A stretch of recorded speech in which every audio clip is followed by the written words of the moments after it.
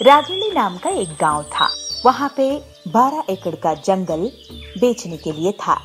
रागिणी के आसपास इसी तरह बहुत सारे एकड़ जगह पेड़ पौधे पहाड़ वहाड़ से घिरा हुआ था।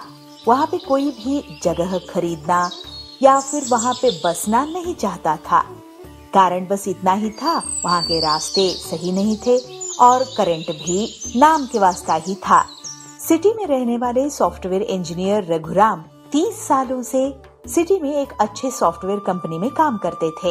एक दिन न्यूज़पेपर पढ़ते हुए रागिणी में 12 एकड़ जगह बेचने के लिए है, ये देख के वो खुश हो जाते हैं। दूसरे दिन अपने रेजिग्नेशन लेटर के साथ मैनेजर की कैबिन में घुस जाता है। उसकी इस्तीफा पढ़ते हुए मैनेजर कहते हैं, ये क्या है राम, 30 सालों के अपने मेहनत को ऐसे ठुकरा रहे हो।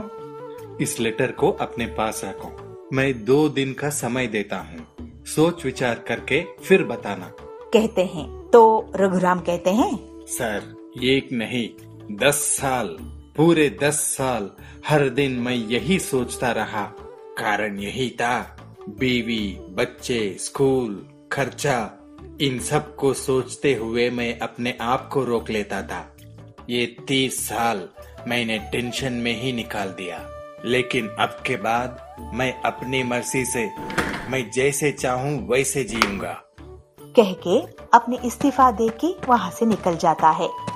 इधर घर में उसकी पत्नी भानुमति, अजी मुझे लगता है आप बहुत जल्दबाजी में ये डिसीजन लिया है, ऐसे अचानक से खेती करने के लिए तैयार हो गए। पहले ही इस देश में किसानों को गवर्नमेंट से जो सहूलियत मिलना चाहिए वो नहीं मिल रहा है, और आप है कि जो हाथ में जॉब है उसे छोड़ के चांद को तीर मारने पे तुले हो, कहते हुए जो अपने मन की भड़ास थी उसको निकाल दिया। इन सब बातों पे ध्यान न देते हुए रघुराम अगले दिन जो खुद ने बचाया था उन सब पैसों को इकट्ठा करके 12 एकड़ जमीन खरीद कर पूरे 1 साल तक दिन भर मेहनत करके उस जगह को खेती करने के लिए लायक बनाया और ऑर्गेनिक मेथड में वहाँ पे फल और तरकारी उगाने शुरू कर दी।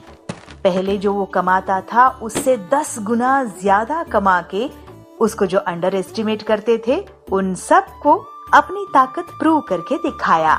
रघुराम को ही रोल मॉडल बना के बहुत सारे एजुकेटेड लोग खुद खेती करना शुरू कर दिया और सफल भी हुए। इससे आम लोगों को अच्छी क्वालिटी की फल और सब्जियां मिलने लगे।